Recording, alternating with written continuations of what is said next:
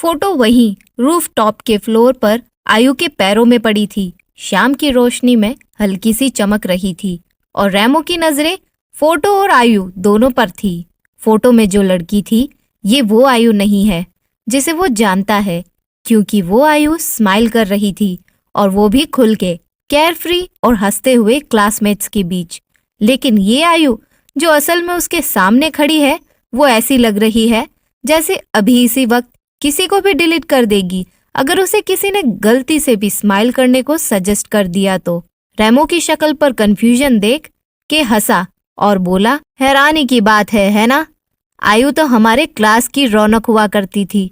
आयु ने के की बात को बिल्कुल भी भाव नहीं दिया और बोली, अगर तेरा पास्ट का राग पूरा हो गया हो तो तू अब जा सकता है, और यहाँ भटकने से अच्छा थोड़ी पढ़ाई कर ले, पापा की फीस वसूल हो जाएगी। रेमो ने पलके झपकाई। रुक रुक रुक, तू और क्लास की रौनक नहीं, कह दो कि ये झूठ है, ये झूठ है। ट्रस्ट मी, मैंने पत्थरों में आयु से ज्यादा इमोशंस देखे हैं।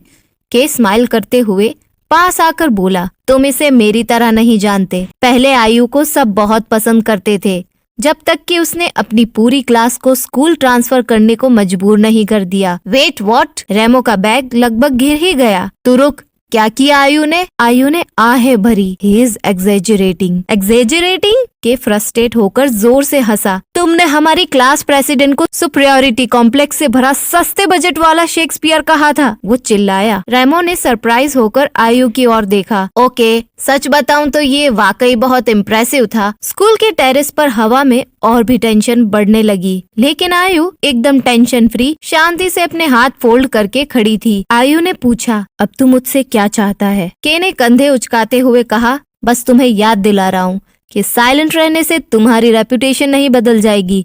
तुम जो हो उसे छिपा नहीं सकती। हु एम आई? आयु ने कहा। उसकी आवाज एक काम ब्लेड की तरह थी, वो जो बेवकूफों से बात करने में अपना टाइम वेस्ट नहीं करती। रेमो का मुंह खुला का खुला रह गया ये सुन के कि उसने सचमुच बिना किसी हेजिटेशन के ये बात बोल दी। के ने फेक स्माइल की और मुंह फेर लिया।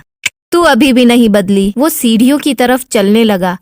मैं फिर आऊंगा कासंगी, ऐसा मत सोचना कि तुम हमेशा किसी और की तरह रहने का नाटक कर सकती हो। जब के चला गया तो हवा से फोटो रेमो के पैरों के पास उड़ गई।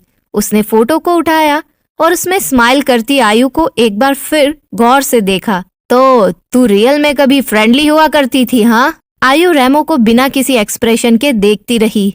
तुझे बहुत चुल मची है कि मैं तुझे रोस्ट करूं, हाँ?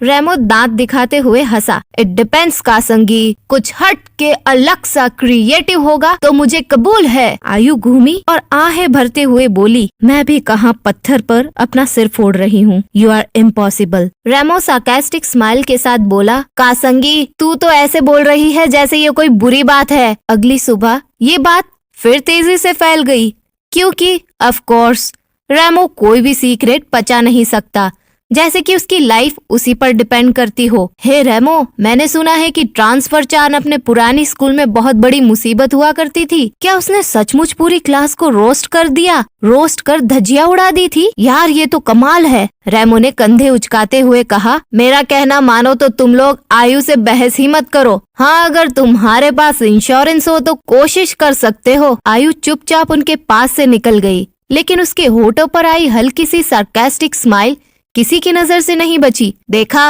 रेमो ने एक दोस्त को कंधे से कंधा धीरे से टकराते हुए कहा, that's her. I could destroy you but I won't waste my breath वाला चेहरा है। ये सुन क्लास में फिर सब जोर से हंसने लगे। क्लासरूम में टीचर ने एक धमाका किया। All right class, it's time for pair project, choose your partners. इसके बाद क्लास में अफरा तफरी मच गई। टेबल घसीटे गए, कुर्सियां रगड़ी गई। सभी अपने बेस्ट फ्रेंड्स को चूज करने के लिए दौड़ पड़े। रेमो तुरंत आयु की तरफ मुड़ा और सार्कास्टिक स्माइल करते हुए बोला, एनी गैसेस? कौन फिर से मेरे साथ फंस गया है? आयु ने एक भी बार ऊपर नहीं देखा। गैस कर मैं किसे इग्नोर कर रही हूँ। टीचर ने गला साफ करते हुए कहा, अगर अब तक तुम्हारा कोई पार्टनर नहीं है तो मैं एक असाइन करूंगी। आयु ने अपनी मुट्ठियां भींच ली और रेमो अपने आईब्रोज चढ़ाते हुए बोला, हाँ तो कोई कुछ कह रहा था। किल मी, आयु ने धीरे से बोला। सॉरी, नो रिफंड, रेमो अपने दांत दिखाते हुए बोला। अब से तू मेरी ऑफिशियल पार्टनर है। Team sarcasm and silence. Class के बाद दोनों स्कूल की लाइब्रेरी में पहुंचे, जहां उनके चारों ओर रेफरेंस बुक्स के ढेर थे। रेमो अपनी चेयर पर पीछे झुक गया। ठीक है, हमें हिस्टोरिकल लैंग्वेजेस पर एक प्रेजेंटेशन देनी है, तू रिसर्च कर और बाकी का मैं हैंडल। आयु ने बीच में ही टोकते हुए कहा, नहीं, तुझे एक ही चीज हैंडल करनी है और वो है अपना मुंह बंद रखना।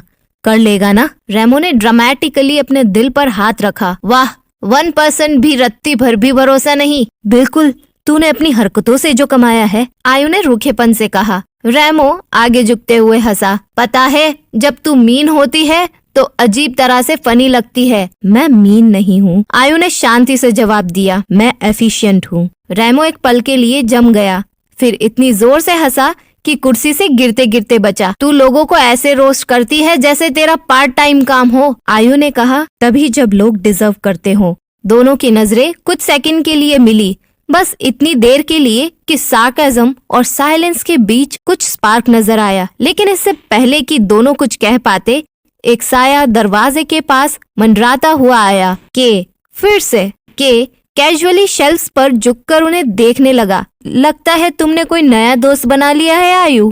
के को देख रेमो की सार्केज्म तुरंत लौट आई। क्या तू डिस्काउंट वाले विलन की तरह छिपकर घूमना बंद कर सकता है? It's creepy dude. के ने हमेशा की तरह रेमो की बात अनसुनी कर दी। आयु, तुम्हें लगता है कि तुम यहाँ से शुरुआत कर सकती हो कोई और होने का नाटक? सीरियसली? आयु की पेन रुक गई। मैं दिखावा नहीं कर रही, मैं अब खुद को प्रूफ करने में टाइम वेस्ट नहीं करना चाहती। के मुस्कुराया। Still playing it cool. ठीक है, देखते हैं ये कब तक चलता है। के ने एक छोटा सा एनवलप टेबल पर रख दिया। शायद तुम्हें इसे बाकियों से पहले खोल लेना चाहिए। और फिर के वहाँ से चला गया। रेमो ने भौहें चढ़ाई। ये झिंगा सचमुच ड्रामा करने में लगा है ना? आयु एनवलप को खोलने से पहले काफी देर तक उसे घूरती रही। अंदर एक फोटो थी, एक और फोटो। इस बार वो स्माइल नहीं कर रही थी। फोटो में क्लास में टेबल उल्टी पड़ी थी, पेपर उड़ रहे थे और स्टूडेंट्स चिल्ला रहे थे। और इन सब के बीच में थी आयु, काम, हाथों को फोल्ड किए, मानो जैसे अभी अभी कोई तूफान गुजरा हो। फोटो के पीछे लिखा था, याद है ना, जब तुम अपने आप का कंट्रोल खो देती हो तो क्या होता है। स्कूल के बाद आयु फिर से स्कूल की छत पर बैठ गई और बादलों को घूरने लगी। उसकी हमेशा की शांति अब भारी लगने लगी थी। रेमो, जो जूस के 2 कैन बैलेंस करते हुए आया। तू तो ऐसे लग रही है जैसे वेदर को रोस्ट करने वाली है, इसीलिए मैं पूरी तैयारी के साथ आया हूँ। आयु ने स्माइल नहीं किया, पर उसने कैन ले लिया। तू सच में हिंट नहीं समझता है ना? नहीं तो अब क्या तू मुझे बताएगी कि वो जिंगा तुझसे आखिर चाहता क्या है? रेमो ने कहा। आयु झिझकी, फिर धीरे से बोली, ठीक है, मेरी पुरानी स्कूल में किसी ने मुझे बहुत ज्यादा परेशान किया था। मैंने ऐसी बातें कह दी जो मुझे नहीं कहनी चाहिए थी।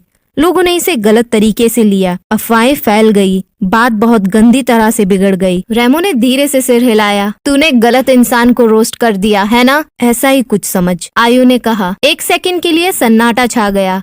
फिर रेमो ने दांत दिखाते हुए कहा, अच्छा है, मैं तेरे रोस्ट से इम्यून हूँ, तू मुझे जितना चाहे बेइज्जत कर सकती है। आयु की नजरें रेमो की ओर गई, शार्प लेकिन अम्यूज्ड। डोंट टेस्ट मी। रेमो हंसा। देख, यही तू है असली आयु, इसे मत छिपा। आयु की आवाज काम थी, लेकिन उसके शब्द सच लग रहे थे। असली में लोगों को डराती है हायासाकी। हाँ तो ठीक है ना, यही तो तुझे कमाल बनाती है कासंगी। अगले दिन जैसे ही क्लास शुरू हुई, इंटरकॉम पर खड़खड़ाहट की आवाज आई। अटेंशन स्टूडेंट्स, आयु किसांगी please report to the principal's office. सभी लोग सरप्राइज होकर आयु को देखने लगे। रेमो झुक गया। ओह, कोई ट्रबल में है? लेकिन आयु के चेहरे पर कोई एक्सप्रेशन नहीं बदला। उसने चुपचाप अपना सामान समेटा और खड़ी हो गई। जब आयु वहाँ से गुजरी तो कुछ स्टूडेंट्स फुसफुसाए, शायद बात उस फोटो की है जो इधर उधर घूम रही है। रेमो फ्रीज हो गया। रुको, फोटो? कौन सी फोटो? आयु भी एक जगह खड़ी हो गई। उसने धीरे से मुड़कर देखा तो कई स्टूडेंट्स अपने फोन पर नजर गड़ाए हुए थे। हर स्क्रीन पर एनवलप की वही फोटो, क्लास की तहस नहस वाली। Her past had just gone viral. आप लोगों को स्टोरी का ये पार्ट 3 कैसा लगा ये मुझे कमेंट सेक्शन में जरूर बताना। और हाँ, यहाँ तक आ ही गए हो तो सब्सक्राइब भी कर लो यार।